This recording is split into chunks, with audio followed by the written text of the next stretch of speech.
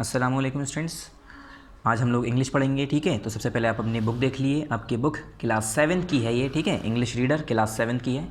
Chapter start करने से पहले आप सभी लोग इसका कंटेंट ओपन कर लिए और इसका एनुअल का सिलेबस मार्क कर लिए। तो देखिए स्टूडेंट्स, हम पिछली बार आपको हमने जब पढ़ाया था एनुअल का सिलेबस ऑलरेडी मार्क करा दिया था। अगर नहीं कराया आपने तो आप इसे मार्क कर लिए। इसमें हमने बताया था आपके 3 चैप्टर एनुअल में आएंगे, चैप्टर 17, चैप्टर 19, चैप्टर 20। कौन कौन से? 17, 19, 20। 17 कंप्लीट हो चुका है हमारा पार्ट नंबर 11 में। फिर उसके बाद हमने 19 किया था पार्ट नंबर 12 में। आज जो हम करने जा रहे हैं वो चैप्टर नंबर 20 है, where the mind is without fear, part number 13 में, जो कि आज हम कंप्लीट कर देंगे। So part number 13 116, chapter number 20 open कर लिए। तो पेज नंबर है 116। तो आप सभी लोग जल्दी से पेज नंबर 116 ओपन कर लिए स्टूडेंट्स। ठीक है, ये हमारी बल्कि एक पोएम है, चैप्टर नहीं है, क्या है, एक पोएम है, मगर लेसन नंबर तो हमारा 16 ही है। चलिए ओपन करिए। देखिए स्टूडेंट्स, लेसन नंबर 20 है हमारा, sorry lesson number 20, page number 116 है। ठीक है, पेज नंबर 116। ये है हमारा पार्ट 13, हमने यहाँ पर मेंशन कर रखा है, आप लोग भी पार्ट 13 मेंशन कर देंगे। अब इसमें डिस्क्रिप्शन दिया है कि इस पोएम में बताया क्या गया है। तो ये कह रहे हैं, in this poem the poet prays to God that let my country progress and rise in all fields. इस पोएम में जो पोएट है, राइटर हैं, वो ये बताना चाहते हैं, ये जाहिर करना चाहते हैं कि जो गॉड है, गॉड से ये कह रहे हैं, प्रे कर रहे हैं कि जो मेरी कंट्री है उसमें प्रोग्रेस और राइज आए, हर फील्ड में, हर तरीके से हमारी कंट्री में नाम हो, ऊंचाई हो, हमारे कंट्री जो है उसमें नाम हो, बढ़ोतरी हो। Where the mind is without fear and the head is held high. ये कह रहे हैं, एक मतलब ये देखो, ये किसने लिखी है? रविंद्रनाथ टैगोर ने लिखी है। ठीक है, रविंद्रनाथ टैगोर भी हमारे कंट्री के बहुत बड़े पर्सनैलिटी हम कह सकते हैं, पर्सनैलिटी रह चुके हैं। ठीक है, हर फील्ड में इन्होंने आज़ादी के टाइम में बहुत ज़्यादा अहम हिस्सा इन्होंने रोल प्ले किया है। तो इन्होंने एक पोएम लिखी है, इसमें ये जाहिर करना चाह रहे हैं कि वो किस तरीके का माइंडसेट रखते हैं, वो क्या बताना चाहते हैं। ठीक है, कि मतलब वो क्या शो करना चाहते हैं कि उस फील्ड में, मतलब जो हमारा ये इंडिया है, अपने हम इंडिया के बारे में इसमें बात कर रहे हैं कि जो रविंद्रनाथ टैगोर हैं वो चाह रहे हैं जब अंग्रेज़ों से आज़ाद हो गया था तो हमारा हिंदुस्तान कैसा हो आज़ाद होने के बाद। तो हमें पता ही है, हमारे हिंदुस्तान पे पहले इंग्लिश जो पीपल्स थे, जो अंग्रेज़ थे, जो ब्रिटिशर्स थे, उनका रूल था। तो रविंद्रनाथ टैगोर ये बता रहे हैं, अपनी इच्छा जाहिर कर रहे हैं कि हमारा इंडिया कैसा होना चाहिए। तो कह रहे हैं हमारा इंडिया ऐसा होना चाहिए, हमारा जो मुल्क है ऐसा होना चाहिए, where the mind is without fear, जहाँ पर दिलों में, दिमागों में, लोगों का जो माइंड है वहाँ पर कोई भी डर ना हो। And the head is held high, और वो किसी के, जब कोई देश आज़ाद हो जाता है तो उसका सर ऊंचा हो जाता है, मतलब वो किसी के अंडर में नहीं है, किसी के कंट्रोल में नहीं है, तो वहाँ पर अपना सर ऊंचा करके चल सकते हैं। तो वही कह रहे हैं, and the head is held high, और सबका सर ऊंचा हो। ठीक है, हर कोई जो है क्या हो, बिल्कुल फ्री हो। ठीक है, फ्रीडम हो हर किसी के पास। वेयर नॉलेज इज़ फ्री, जहाँ पर नॉलेज फ्री हो। नॉलेज फ्री का मतलब ये नहीं कि नॉलेज फ्री मिल रही हो, मतलब जो चाहे इंसान, ठीक है, वो पढ़ सके, जो चाहे इंसान वो कर सके, चाहे कास्ट के बेस पर, कलर के बेस पर, किसी भी तरीके का डिस्क्रिमिनेशन ना हो। ठीक है, फ्री का मतलब ये नहीं कि फ्री हो, पैसा ना हो, इसका मतलब ये है कि हर किसी के लिए फ्री हो, मतलब हर कोई पढ़ सकता हो, सबके पास पढ़ने का हो हक हो, चाहे अमीर हो, गरीब हो, काला हो, गोरा हो, ठीक है, शेड्यूल कास्ट हो, शेड्यूल ट्राइब हो, कोई से भी कास्ट हो।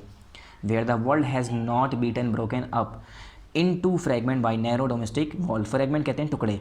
देखो, जैसे हम छोटे से किसी भी पत्थर को लिया हमने, उसे पत्थर से दूसरे मिट्टी के ढेले को लिया हमने, पत्थर से टुकड़े कर दिए। तो इसी तरह से कह रहे हैं जो हमारा वर्ल्ड है ऐसा ना हो, हमारा जो दुनिया है वो ऐसी ना हो, हमारा जो इंडिया है वो ऐसा ना हो कि वो बिखरा हुआ हो, सारे लोग आपस में टूटे हुए हो। ठीक है, कुछ घरेलू जो डोमेस्टिक वॉल्स हैं, जो फालतू की जो मनगढ़ंत बातें हैं, ठीक है, जो इंसान अपने दिलों में बना लेता है, जो पुरानी रीति रिवाज हैं, उनकी वजह से आपस में टुकड़े ना हो, सब मिलजुल कर रहें। Where words come out from the depth of truth, और दुनिया ऐसी हो जहाँ पर हमारे जितने भी वर्ड्स हों, जो इंसान बातें करें तो वो सच्ची बात करे, कभी कोई झूठी बात ना फैलाए, कोई अफवाह ना फैलाए। ठीक है, पुरानी चीज़ों पर यकीन ना करे, और क्या हो, आपस में मिलजुल कर रहें और सच्चाई पर चलें। ठीक है, where tireless striving stretches its arm toward perfection, और जो ना थकने वाले, स्ट्राइव करते हुए जो स्ट्रेचेज मतलब खिंचने वाले, खुले हुए जो आर्म्स हैं, जो हाथ हैं, वो हमेशा परफेक्शन की तरफ जाएं, कामयाबी की तरफ जाएं, जो हमारे यहाँ के लोग हैं वो जो भी काम करें वो कामयाब हों। Where the clear stream of reason has not lost its ways, और जो किसी भी कोई भी, अगर मैं रीज़न की बात करूँ, कोई भी वजह है तो उसका जो क्लियर स्ट्रीम है वो अपना रास्ता ना खोए कभी भी, जो वजह है वो वजह बनकर सामने आए। ठीक है, has not lost its way into the dreary desert sand of dead habit, बुरी आदतों की वजह से जो हमारी अच्छी आदतें हैं, जो हमारे काम हैं जिससे हम सक्सेसफुल हो सकते हैं, या हमारे जो ऐसे काम हैं जिसकी वजह से हम सक्सेस की तरफ जा रहे हों, तो हमारी बुरी आदतों की वजह से वो सारे काम हम ना छोड़ें, हम पीछे ना हो जाएं, सक्सेस को हम जो है अपने हाथों से ना गंवा दें। Where the mind is led forward by thee into ever widening thought and action. ऐसे काम, ऐसे थॉट, ऐसी सोच, थॉट है ये, ठीक है, ऐसी सोच होनी चाहिए जो हमेशा बढ़ती हुई जाए। हमारे ऐसे काम माइंड होना चाहिए जो हमेशा हमारी थॉट और एक्शंस को बढ़ावा दे, वाइड करे और बढ़ाए उसे, ठीक है। Into that heaven of freedom. किस फ्रीडम में? उस फ्रीडम में, उस हेवन के फ्रीडम में। My father let my country awake. और जो मेरे पिता हैं उन्होंने मेरे कंट्री को अवेक जगाने में मदद की। मतलब ये सिंपली कह रहे हैं कि ऐसे कंट्री में, ऐसी जगह पर पहुंचाए जहां पर हर जगह आज़ादी हो। मतलब सिंपल इस पोएम से ये जाहिर करना चाह रहे हैं कि हमारा जो मुल्क है वो कैसा रहना चाहिए, हमारे मुल्क में कैसे लोग बाग रहने चाहिए। इन्होंने सारी वो बातें कर दी जो हमने एसएसटी में पढ़ी होंगी, आपने एसएसटी में पढ़ी होंगी, कि कोई कलर के बेस पर, कास्ट के बेस पर किसी भी तरह का डिस्क्रिमिनेशन ना हो। हर इंसान जो है अपनी बुरी आदतों को छोड़ के, बुरी आदतों यहाँ पर जो बैड हैबिट वर्ड आया था, डेड हैबिट, इससे ये बताना चाह रहे थे पहले ज़माने के लोग जो होते थे उनके दिमाग में बहुत सारी बातें होती थी, ठीक है। किस तरह की बातें?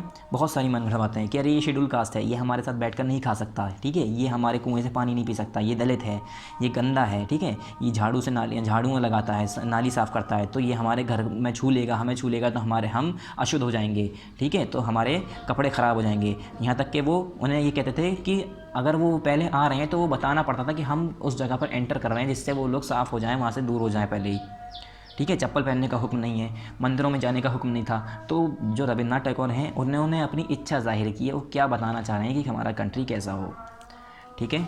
चलिए अब यहाँ पर आ जाइए इसके एक्सरसाइजेस पर। ए है हमारा टेक द करेक्ट ऑप्शंस, तो ये तो बुक में ही कर लेते हैं। पहला है the writer of the given poem is. इस पोएम का राइटर कौन है? रविंद्रनाथ टैगोर, ठीक है। आपने इनके बारे में सुना होगा, नहीं सुना होगा तो आप पढ़िएगा ज़रूर इनके बारे में। फिर सेकेंड है the poet says that where knowledge is free. Poet ने क्या कहा है? जहाँ पर नॉलेज जो है फ्री हो। फ्री मतलब पैसों वाला फ्री नहीं, मतलब हर किसी के लिए फ्री हो। ऐसा नहीं सिर्फ अमीर ही लोग पढ़ पाएँ, या जो गोरे लोग हैं, स्मार्ट लोग हैं, या जो ऊंची हाई क्लास के लोग हैं, ठीक है, जैसे जो ब्राह्मण होते थे पहले, ठीक है। ऐसा नहीं है कि उन्हीं के लिए खाली पढ़ाई हो, हर कोई जा सकता है स्कूल। फिर उसके बाद यहाँ पर कंप्लीट ईच वर्ड, ये वाला तो बेकार है, इसे आप अगर करना चाहते हैं कर लिएगा, वैसे हम कराएंगे नहीं से। जैसे यहाँ पर कुछ वर्ड हैं जो सबकी लास्ट में देखिए BLE वर्ड आ रहे हैं। अब ये सिंपली, ठीक है, यहाँ पर सिंपली वर्ड आ सकता है, SYMPLY सिंपली। तो ऐसे आप वर्ड आप ट्राई करिएगा, ठीक है। फिर यहाँ आते हैं लास्ट एक्सरसाइज जो हमारी है, answer the following question, summative assessment. Question number first, ये हमने कॉपी में करा है, ठीक है, आप इसे देख लिए। From where the word come out in the poem. Poem में वर्ड कहाँ से निकल के आ रहे हैं, क्या बताया उन्होंने? तो यहाँ पर देखिए हमने आंसर लिखा है इसका। पहले आप लिखेंगे part 13 lesson 20 where the minds is without fear, ठीक है, चैप्टर का नाम। Sorry really sorry. अब देखिए बच्चों, पहले पार्ट 13 फिर लेसन 20, उसके बाद यहाँ पर क्या लिखेंगे? चैप्टर का नाम, फिर यहाँ पर लिखेंगे answer the following questions. Question number 1 उतारने के बाद आंसर लिखिएगा। The words come out in the poem. Word come out in the poem, यहाँ पर टी हटा के एम कर दिए, क्या टी हटा के एम कर दिए। इन the poem from the depth of truth, सच्चाई से बाहर निकल के आए, हर कोई सच बोले, झूठ ना बोले, ठीक है। फिर क्वेश्चन नंबर 2 पहले बुक में देखिए क्या है। In which heaven did the author want to awake his country. किस हेवन में ऑथर चाहता है कि उसकी कंट्री जगे? उसकी कंट्री अगर जगे, उसकी आंखें खुले, तो कैसे हेवन में हो उसकी आंखें? मतलब उसकी कंट्री कैसी जगह पर रहें, वहाँ के जो लोग हैं वो कैसे एनवायरनमेंट में रहें, कैसे माहौल में पलें बढ़ें, और किस माहौल में काम करें, किस माहौल में खेलें कूदें, वो सारी चीज़ें बता रहे हैं। तो कैसा माहौल चाह रहे हैं? The author want to awake his country into a heaven of freedom. आज़ादी वाले माहौल में, जहाँ पर हर किसी को आज़ादी हो। कोई साइंटिस्ट बनना चाह रहा है तो साइंटिस्ट बने, ठीक है। कोई अगर मंदिर जाना चाह रहा है मंदिर जाए, कोई हिंदू रहना चाह रहा है हिंदू रहे, कोई मुस्लिम रहना चाह रहा है मुस्लिम रहे, ठीक है। तो ये सारी तरह की फ्रीडम हो उसके पास। तो यहाँ पर आप आंसर लिख लीजिएगा, the author want to awake his country into the heaven of freedom, ठीक है। यहाँ पर आपका चैप्टर कंप्लीट, उसके साथ साथ आपका एनुअल का कोर्स भी कंप्लीट हो गया है, ठीक है। आप यहाँ पर लास्ट में लिख लीजिएगा annual course completed. So students, यहाँ पर आप अपनी बुक में भी मेंशन कर दिए एनुअल कोर्स कंप्लीटेड, और आ जाइए इसके कंटेंट पर। तो स्टूडेंट्स इसके कंटेंट पे आइए, और यहाँ देखिए हमने बताया था आपको कि कौन कौन से चैप्टर आ रहे हैं। तो लास्ट चैप्टर हमने आज जो किया है वो क्या है? Chapter number 20। कौन सा? चैप्टर नंबर 20, पार्ट नंबर 13 में आज ये हमारा कंप्लीट हो गया है।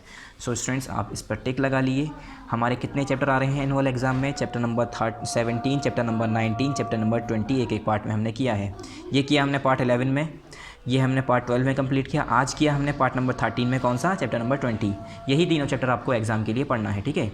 यही तीनों आपको एनुअल एग्ज़ाम के लिए पढ़ना है। कौन कौन सा 17, 19, 20, सिर्फ यही तीनों, ये आपका एनुअल का है, ये और ये। So students, thank you very much. Next time हम नेक्स्ट चैप्टर पढ़ेंगे अगली बुक के साथ। जब तक के लिए आप इसे तैयार करिए अच्छे से।